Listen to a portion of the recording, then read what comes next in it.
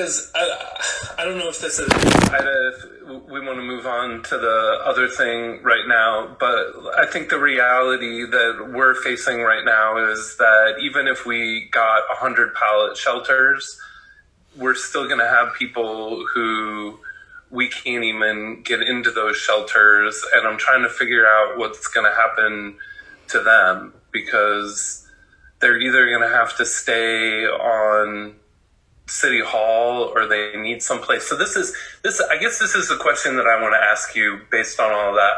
I hear you that we want more Francis places. I hear you that if we had more money, we would do more, but we don't. So what's your ideal thing for let's say there are going to be 30 people who are still left out. Where do you want them to go? What do you think's the best thing that could happen? I mean, can we have a tent encampment at Marine Heritage Park, or are we just pushing them back to the nooks and crannies? Like, given all the constraints we face, what would you do if you were us? Well, I guess then we start talking about what's a no barrier shelter look like, and what kind of resources we need to put into it, and how do we deal with it. And to be honest, I would need to get some folks to join the conversation with greater expertise. Seattle's experimented with this. They've tried a tiny home village. It was called Licton Springs. Lehigh ran it. They shut it down. It was very, very problematic. And they did have 24/7 staff there trying to facilitate a no barrier wet shelter. It was really challenging. And my sense is I'd go talk to them and I'd say, you were the operators, tell us what you ran into. I don't know. I'm a land use planner, and it's not my expertise, but I need somebody who deals with that population and those significant needs and their recommendations. If you want it on that, it's explore. And we need to bring in folks with expertise working with those groups and say, tell me what that program is. I think the hard part for us might be is you have to wait till people want to change that characteristic, in a sense. Meaning you can't, if folks aren't interested in going into any programs, they're not interested in doing stuff and you're providing them shelter, how do you do it safely? And you've got to wait for them and hope that they're going to say, well, I do want to get to the next step. I don't want to have this addiction, or I don't want to have this problem, or I want to move on. And it must be a very challenging circumstance, I can only imagine, for a professional to be in that, waiting for folks to sort of, and some may never get to that point. Yeah. So I don't know. I think that's a discussion we could have. I'd ask for greater resources. I'd bring in folks who did it. We'd say, well, how do you, if you, that's the to do, then that's the thing you need to bring forward as a thing the city needs to work on as a project. And we should get a group together that understands it and say, how do you establish it? And then I will tell you right now, where we try to figure out where to put it, it's going to be a very challenging location in the sense that it will get every neighbor's concerns up. So we have to make sure it's in a way that we can ensure reasonable safety for the surrounding area. No good answer. I wish I could tell you, other than we could work on the problem. I just wonder if it's ever been considered that providing housing first would help people achieve other resources or services.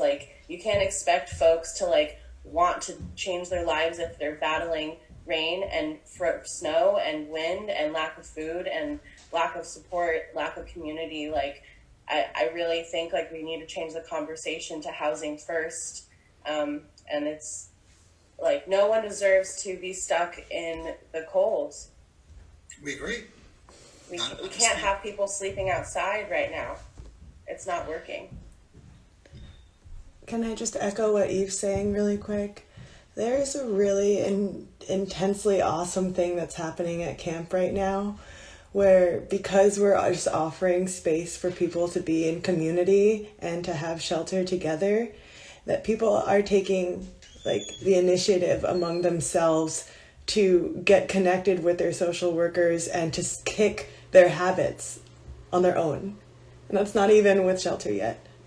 And so I just like ask you to like, please consider that. Like, please consider putting yourself in that situation where if you had to decide between a bottle of whiskey and some dope, that like the dope will keep you warmer, and that these folks are all in survival mode right now, and that if we are able to offer solutions like housing first, and even, you know, like you said, 24/7 social service workers, but also community building programs that we intend and have in our operational plan, like support groups ran by community members and collective members, art nights, music nights, you know, yoga, dance, just like programs that we all need to be healthy and well. They go so much further than you can imagine. Even just having our community meetings midday, you know, we have 12 o'clock community meetings. I tell folks what's going on in our negotiations with the city, and we come up with the community agreements that you'll see outlined in our operational plan. Not in there yet because we're still, you know, like we still rework them. It's always a living document and an active conversation of how we come to a consensus as a community on what is the most like healthy and sustainable way for us to be together. And like, I just implore you to consider that it's really not that challenging. It's just something that you haven't seen before. And I'm sorry that there's no actual precedent for this, because we're like on the precipice of something huge. It's not just for our city. This is like national right now, what we can accomplish and what we can set an example doing together. So this is going to be an issue we're going to talk a lot about, because I don't dispute your focus and your intent, and we're with you. We're trying to work with it. You're asking for a bunch of trust. There's a bunch we can give. But there are certain bright lines that are going to be challenging for us. And what I can say is I'm not making this up. I'm following what my code says, and I can give you the departures as much as I can. And it's not a punitive thing, and it's not like a negotiation. We need to find that right level for what's there. And if it's no barrier, that's going to have a high degree of staffing. And then you get into the issue of how can you assure the staffing is always going to be there? You know, how are you going to assure that somebody's going to be there 24/7? What happens if somebody isn't there and something happens? What happens like on Saturday where Marcus had to call 911 because some guy had tent pegs and was coming after folks? I mean, that's the route. That's the reality of this. And I know there are good things happening. I absolutely hear that from you, and I want to encourage those. But I also want to protect those occurrences that could be bad. That's our discussion.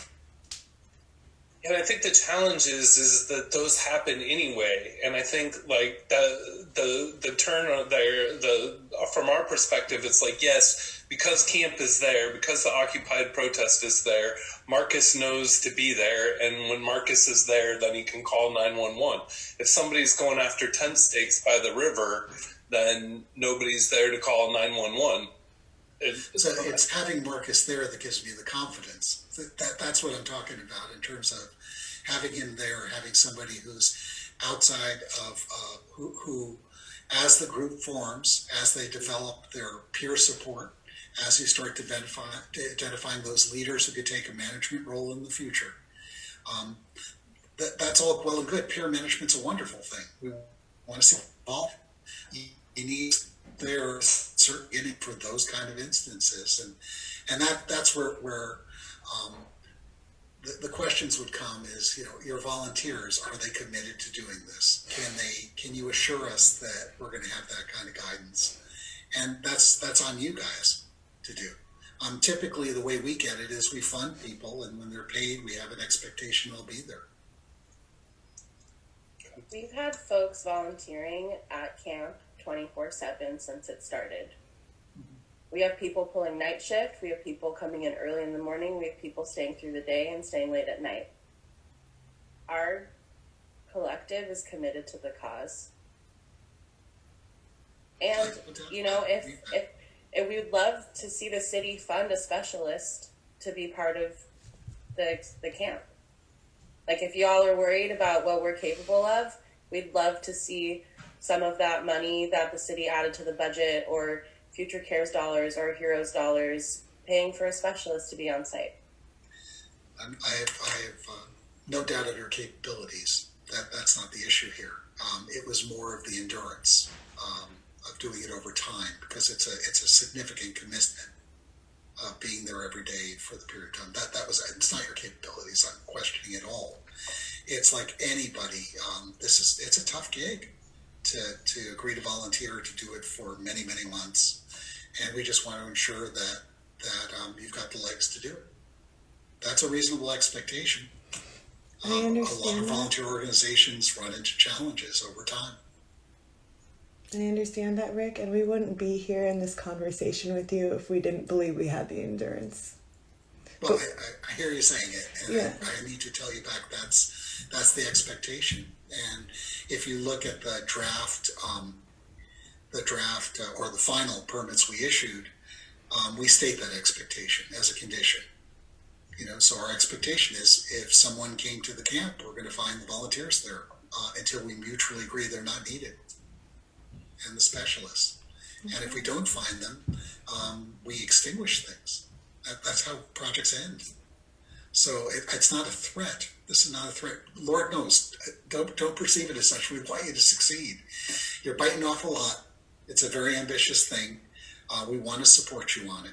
I'm trying to find the best blend here. That's all this is about. And if I didn't call things out and talk to them, talk about the hard stuff, then you can't get your arms around your solutions for them. What do we need to do to demonstrate our endurance? Is that going to be an ongoing thing after the permit's approved, or is it something we need to prove ahead of the permit? So my sense is you'll make a commitment. I think we're willing to trust you're going to follow through on your commitments. Okay. And what we'll do is set up an expectation. That's a mutual expectation.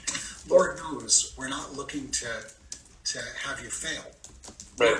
That would be the worst for everyone. But we are setting an expectation. And there's a consequence because it leaves us in a void. And I again, this is what you're doing is much more noble and much more in the public interest than a community garden. But often in those community gardens, they get started the first year, they're really great, and then the city has to come and sort of take care of them because the folks who got excited got burnt out or their interest waned. And again, very, very different thing.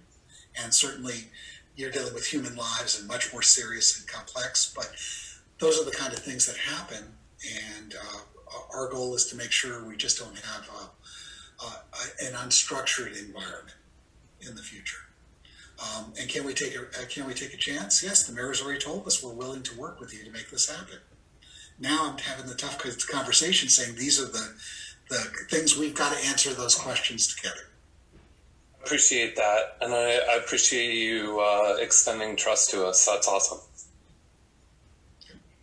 So I guess the next logical step would be a couple of things. For us to review the materials you have and schedule a time, and if you can give me a day to go over them, I'll try to get back like Thursday morning. Would that be okay? Just so I can bring in some folks, and if I can, would you be comfortable if I have someone who's really expert in more of the low barrier settings or no barrier credential come and join us a little bit? Because I can't speak from experience in that, like regular. The support and input we can get, that's huge for us. Yeah, I'd like someone who works with a population that has credentials, who doesn't have any position on this. Maybe somebody who's in private practice who does this, who's experienced, just to join us perhaps in a day's time to talk about some of the issues and would help us work together to identify the better solutions. That kind of makes sense where I'm looking to go. Because if I tell you, I think you need to do this, and you go, I don't think we need to do this, I'd say, what has your experience been? And he or she might have somewhere in the middle or something we hadn't even thought of. Yeah, I think we are trying to understand the hurdles so we can clear them. So a conversation like that would be really helpful. Part of the challenge we face is the words don't necessarily tell us what the hurdle is. Like, that's why I was trying to get really specific earlier when you're saying that if we're low barrier, then we need credentialed people who are certified. And so I'm trying to understand exactly what are they certified in, what credentials do they need, at what point is a volunteer considered trained, those sorts of things, because we want to be successful. Well, so if you get going, we want you to succeed. I think you could talk about that in your operational plan. You could just say, we're looking to develop among residents capabilities to take on more responsibility. Mm-hmm. That's a good thing. I think you're looking for, but at a minimum, it's such a diverse population. It's hard to say. I'll give you my comments. I'll ask Kurt to take a look at it too, and maybe some others here in the office. And when we get back on Thursday, get better information. That sounds good. I was just curious who you'd be asking to join us on Thursday. I have no clue. I'm going to ask my colleagues, and I'm going to say, do we have someone who we think is the blue ribbon person? I do have some contacts at Western Washington in their social work department, who might be a good person. I haven't a clue, but that's going to give me the time, having a day to research and say, who can give us some expertise on that? So there's no one in my back pocket on this. It's not my area of expertise, but I know how to find folks who are good. And we're just asking for someone's opinion who's worked with the population to give us the realities of it, the long-term realities. Mm-hmm. I'll see what I can do on that.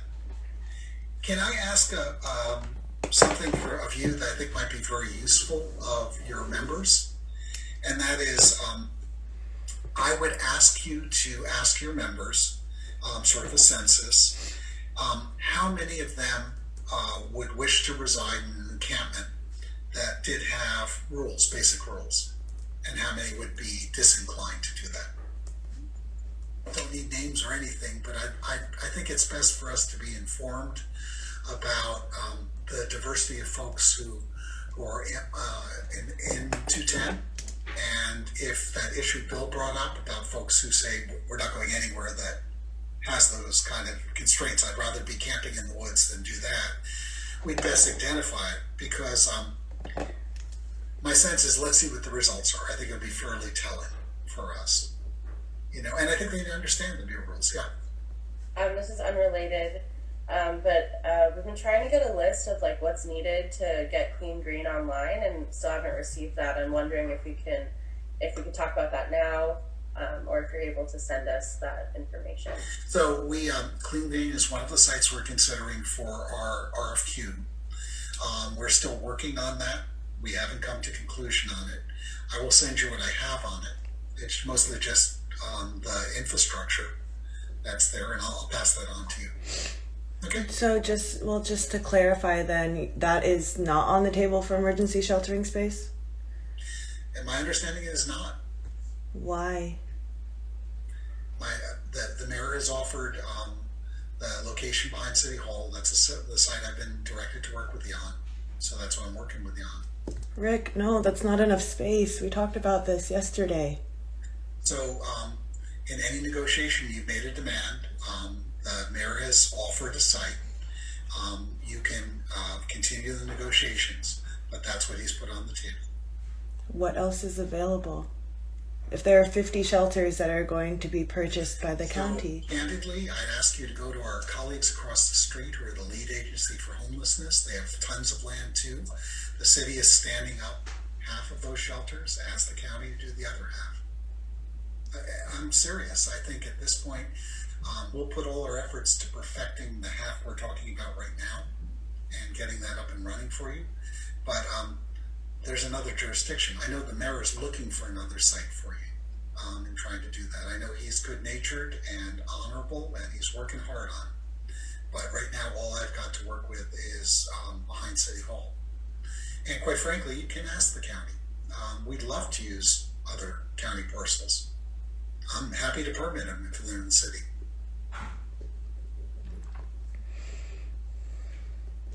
What do I need to do? What do we need to do in order to get the mayor to reconsider Clean Green for emergency sheltering? Because as we've reiterated here, like, we're building community. We're building community, and the part of the healing process and part of the rehabilitative process for all of us out there is to stay together. I don't know if I don't know if you've ever been homeless or if you've ever felt totally isolated or alienated from community or from family. But you can imagine what that does and why we stay in our cycles of habit and addiction. Like, it is so critical. I mean, it was even discussed in our last community meeting that utilities and infrastructure are not the priority for us out there. The priority is shelter and community. And in the previous negotiations that we've had with Seth, he has been telling us that Clean Green is a site that he's willing to consider.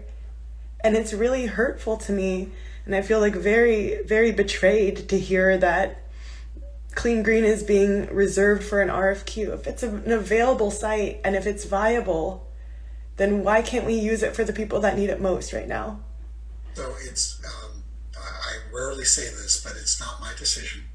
And I'm not the one who's setting these rules. I'm following my instructions on this to perfect the site behind City Hall, and because that's the one that's most ready.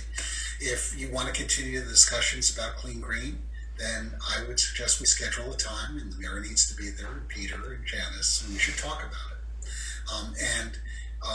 It's just my charge is what I'm doing right now. That's what we've been asked to do, and that's what I can do. Am I involved in Clean Green? I haven't been involved in the prior discussions. I was brought in to help perfect the permit and work with you on the operational issues. So I'm learning things as I go along.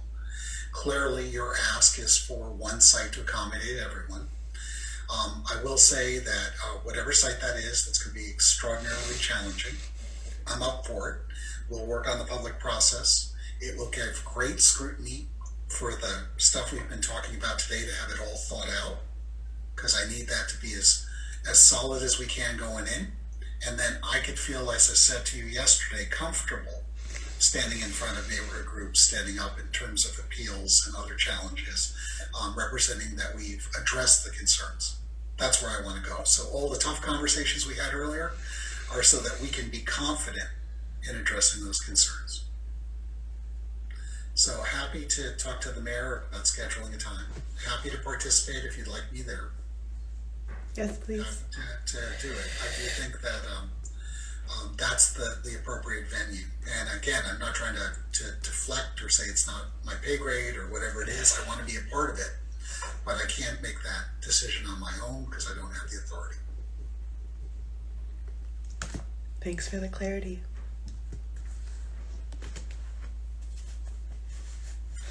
I'm just confused, like, what everyone thinks is going to happen to the folks that are going to get into Winter Haven. So perhaps I've done this a long time. Perhaps I've become a little callous. I hope that doesn't come across. I know there'll be 25 to 28 folks who can get into the units behind our building here. I'm assuming some will double. That's a good start. I would welcome, an application for some other location.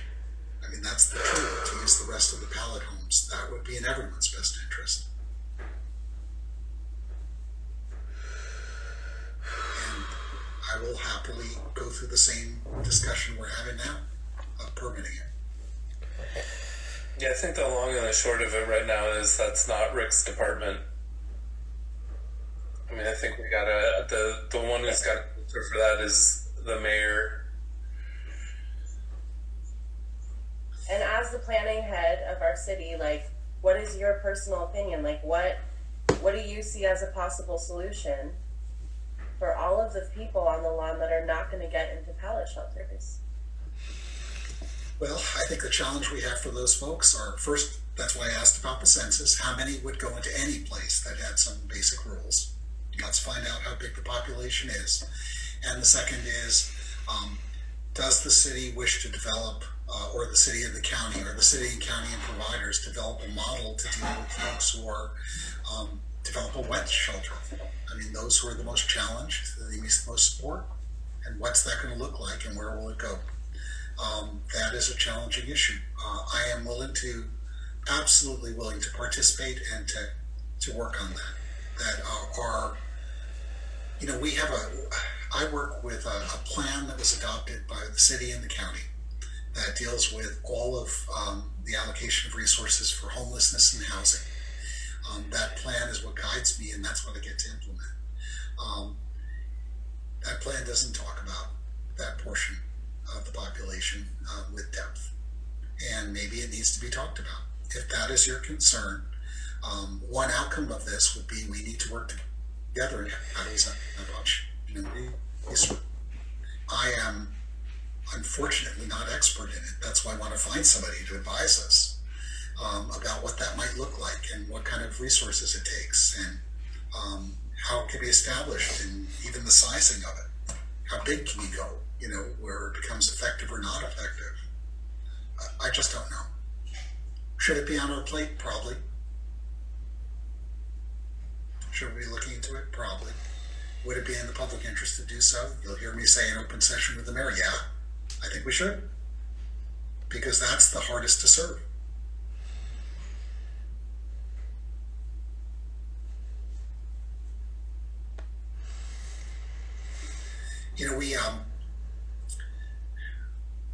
It's hard because you have passion, and we do too. We're trying to do the right thing, but it's just a case to it versus we try to stretch them as much as we can. In our levy dollars, we leverage them 14 times in this department. 14 times what you get from the levy. We're able to find partners and make things happen. Do we wish we could do more every day? If you sat and talked to my colleagues, they'll give you a list of things they want to do. They'll give you a list. I mean, that's the God's honest truth. So Seth, this isn't a list of things to do. Like, these are people's lives on the line. That's right. That's exactly right. And it's so much more than just like line items and forms and permits and numbers. These are people with names and histories and feelings, and we have left them behind for years. And they are our most vulnerable population, especially with COVID. Like, we have to get them in shelter. So I think you can advocate strongly for that population. That may be a different solution and a different issue, but you can advocate for that. And will you find resonance? Probably. Rightly so.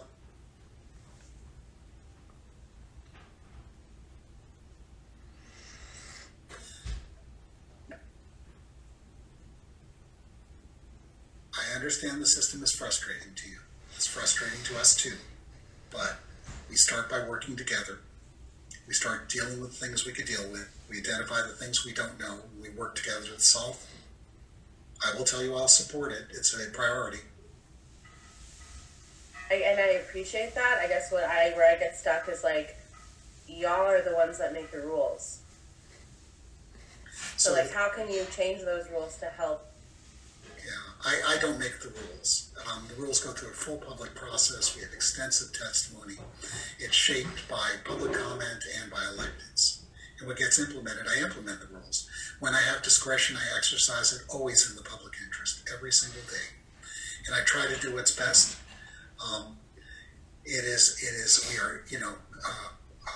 It's bureaucratic what we do. But at the end of the day, it's to get stuff on the ground that's the most important thing. I wouldn't be having this conversation with you if I didn't believe we couldn't reach agreement. Should it be? It's frustrating. The system sucks. You hear it from me. It's a tough one. We abandoned mental health. We let people go out into the street, and we've turned our back on a segment of society. It's wrong. Ada? It's Ida. I'm so sorry. It's okay. So, who do we need to be having the conversation with? I guess if we're just playing by the rules, who do we? Is it county council? Like who do we need to go to in order to figure out what solutions we can identify in policy, like either through resolutions or amendments or whatever it is, clauses that we need to create in order to like stop hitting all of these different, like stopping points, basically all these different super high hurdles that are inhibiting us from expediting a process that should be identified and expedited because of how critical of an emergency this is. So I wouldn't presume to tell you how to do public process, but what I can say is having a clear ask is the best thing. And my sense is, what I'm hearing you say from this conversation is there's a bunch of folks who can be accommodated, be it behind City Hall or another site, and you're working to develop the rules for that. There are a bunch of more complex individuals that may be problematic because the city sets a bar or a bright line for some minimum rules. They may not be able to make that. How do you solve them? Those are two different asks. And I think what you need to do is say, this is what we're looking for. It's not one size fit all. We're looking for, again, I wouldn't presume to tell you, take or leave, looking for immediate accommodations for emergency. We understand there need to be rules. We agree. We want to make sure it works well, and we have efficacy there. We also acknowledge that there's a portion of the population who are very complex, who even this kind of facility may not work for. And we want to be involved in crafting a solution for that. And I think that's the ask. And then I think it's when you ask electeds for something, you want to ask them for specifics. We want to be a priority. We want to move it up to make things happen, be it either at the city or the county. And quite frankly, respectful asks for a very compelling case are useful. Tempered by folks who know that population, because we want to make sure what you ask for, whatever that is, should you choose to do so, is informed by folks who know the population as well as the, who experience. Yeah, we've been on the ground for almost 3 weeks now. So, 24/7, so I feel like we're pretty qualified, and we've been having regular community meetings with this community, learning and having conversations and building relationships. So as far as, people who know what's going on and what the needs are, like, you're talking to them. And you're talking to folks that are also, so most of us, some of us, I'll speak for myself, I am, trained in de-escalation. Like, a lot of us are. And we have had volunteer, folks, medics, RNAs, again, social service workers, and these are all folks who know what's going on because they're there. We're all in it. And thank you for the recommendations, asking for specifics, asking for priority, respectful asks. Yeah, those all make sense. I guess I don't want to confuse you. You can be passionate and forceful, but you can be respectful in how you do it. I understand. That's just advice, and you can take or leave it. I wouldn't presume to tell you. No, I appreciate it. I guess what I'm seeking is where is and maybe this is a question for Peter, where is the support in the legality aspect of it? And I'm not just talking about this specific case with the emergency shelters or with whatever RFQ we'll have to deal with when we get there too, but long-term solutions, because we know what's going to happen if that moratorium doesn't get, extended. At some point in the future, it won't be extended. And at some point in the future, it's very likely we won't be able to find a way to provide relief to a number of folks who are renters. Not if we work on policy now, Rick. not if we work on policy now. And that's what I'm hoping for, is that we can find ways to have all the different departments, like, I know this is not my department, but like, yo, we gotta like work together to like find ways to like weave it so that like we all don't get like pushed the hell out of here or killed, It's a concern. It's a very real concern, and I think it does take urgency. And cities, the Washington cities, are really working to try to encourage the legislature to help us provide relief. A lot of it hinges on what's going to come out of Washington, D.C. To be very candid with you, we're looking for another wave of funding that can help us sustain people staying in their homes. The best way to avoid it is to avoid homelessness to begin with. But if you're looking for, you're looking for, what you're asking for is a very broad systemic change. I'm aware. And that's not an easy thing.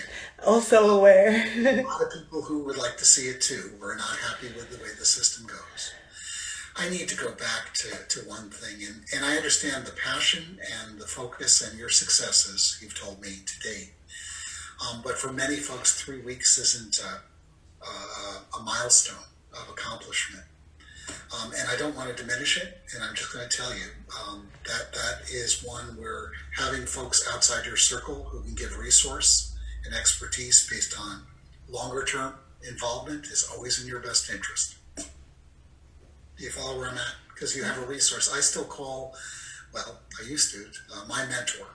A year, till he stopped taking my calls. I think he's too old now, but I call him because I needed somebody who's had that track record in history and expertise of things I hadn't seen. Developing that network of folks and advisors I could suggest might help extend beyond 3 weeks. It would give you more of years of experience with that. Mm-hmm. And advisors are good. I believe we have those people. We just need to document the fact that they've been involved in projects besides this. So I think those people are around, but we just need to now get to a phase of getting people to write down their resumes, because people down there clearly know what they're doing, and I've learned a ton from them over the last 3 weeks. So it's happening. We just need to document it. Yeah, I think, again, not to make a paper hoop, too many hoops for you to jump through. I think it's the way you build the organization. I think if you want, in your long-term horizon, if you want to be funded by government and agencies or even charitable sources, it's great to have that done because they're going to look at it, so not wasted effort, and it will help us respond to concerns that will typically be raised by others outside the circle in the neighborhoods, and they have rights too. Those neighbors around Clean Green or any other site have rights too. And I think looking in Trump's choice of words, the public interest prevails over those rights. But that's what we believe as a city.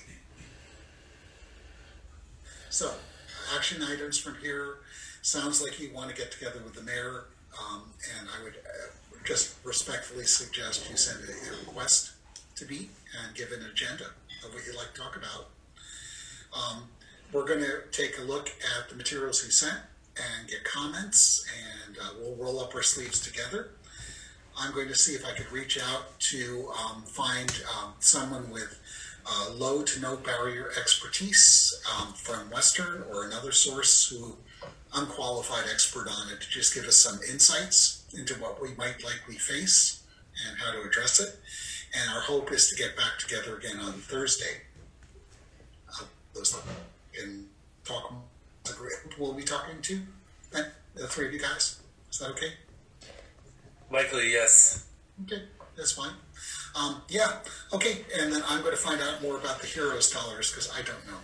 I would have to look into that. That's not something I've worked with.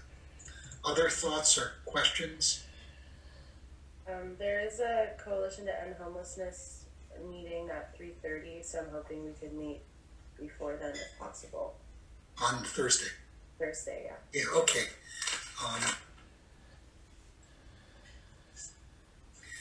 Okay. it's a priority for me. I'm going to try to get this thing sooner. And if I could get it tomorrow, I would, but I don't know if I'll find somebody in time to join us.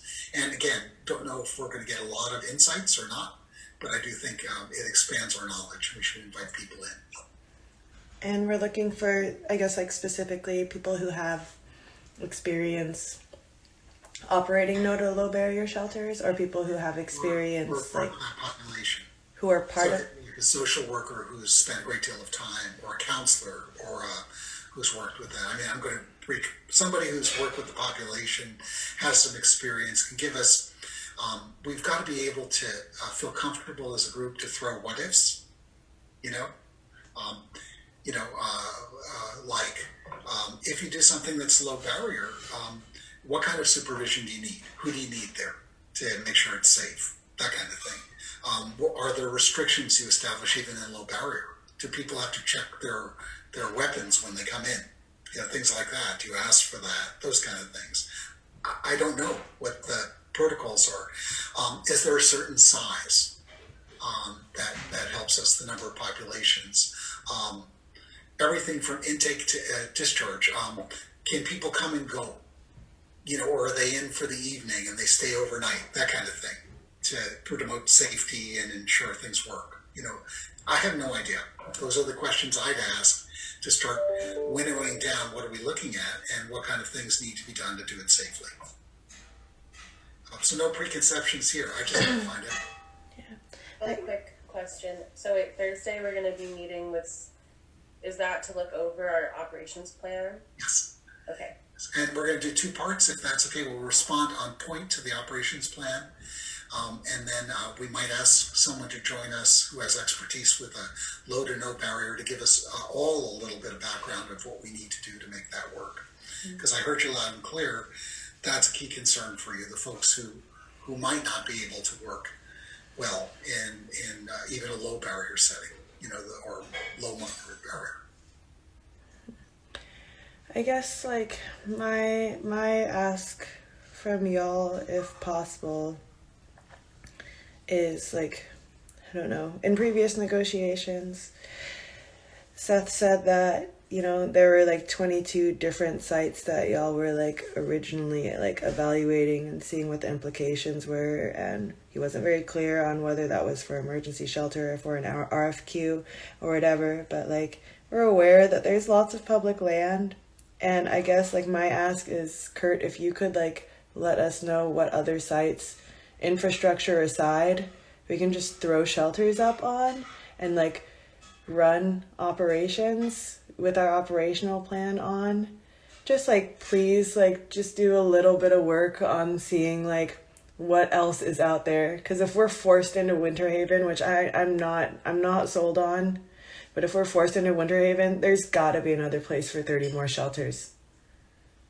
There likely is, you know, and I'm going to be candid. I can give you a list if you haven't already got it of the sites we've been looking at. If not, I would love that, please. Oh yeah, happy to send that to you. I just can't give you the full evaluation of all of them because we're still working it. And a lot of it is tailored to who goes there because of needs. You know, in terms of what you need. You're asking, if you ask what's turnkey that has water and power, I could probably tell you that. Yeah, I'll put something together. The water and power also is, you know, not even a priority. Like I said, these folks just want enough space to be safe and secure and be in community. So like, that's what I'm saying. Like if there's a plot that's big enough for us to just like be on, like we can run. That's like what we're doing right now. I mean, it's great that we have access to water and power now, but when we started and when folks have been on the streets to begin with, that wasn't anything that they had the privilege to have anyway. So it's like, yeah, having 4 walls and a roof and people to be in community with is like great, you know. But I apologize. No, I hear you. And what I want to say is, please understand, the minute the city identifies a site, the phone calls and the letters start coming in.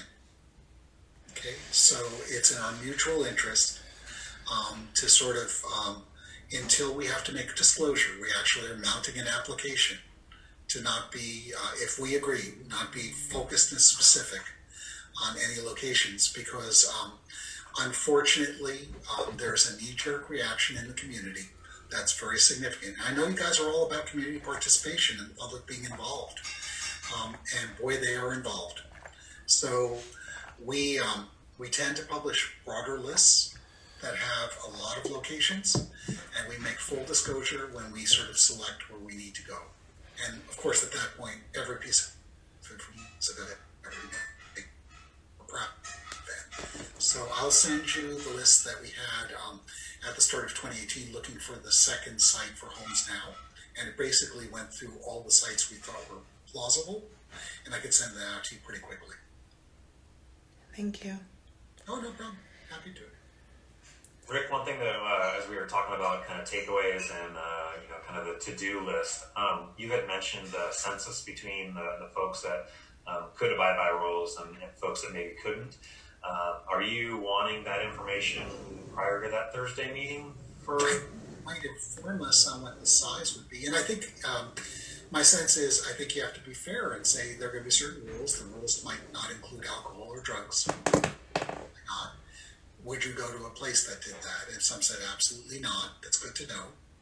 It's a rough number. It's just to help us understand the census, because you were asking us to find a place for folks who wouldn't go. I need to know how many folks we're looking to accommodate, so we could sort of get our arms around that number. And even if it's a rough rule of thumb, a lot of folks will say, of course I'll go to the ones with rules, but may not succeed. That's the risk that happens, but that does happen. So it's just an informal census. I think it's a useful thing for both of us to know. I think it will help shape our response. We'll do our best, for sure. Okay. Alrighty, we've got things to do. I thank you guys for your time. Thank you, And too. I'm going to ask Kurt to stay on for a little bit, and we're going to talk about how to facilitate review of the document you sent. All right. All right, you guys. Hey, thank you so much for your time. I really appreciate all the insight you're giving us and all these actions you're going to take. It really shows that you're committed to this being successful. It really means a lot. Well, we'd like you to be successful. That's the first best outcome. Okay, you take care, guys. Bye. Hey,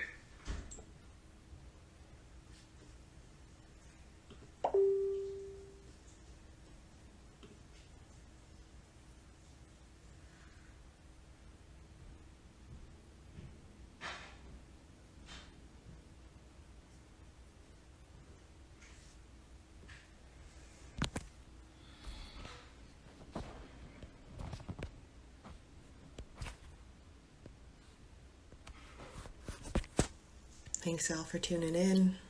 I'll let you know how it unfolds. Boop. Boop.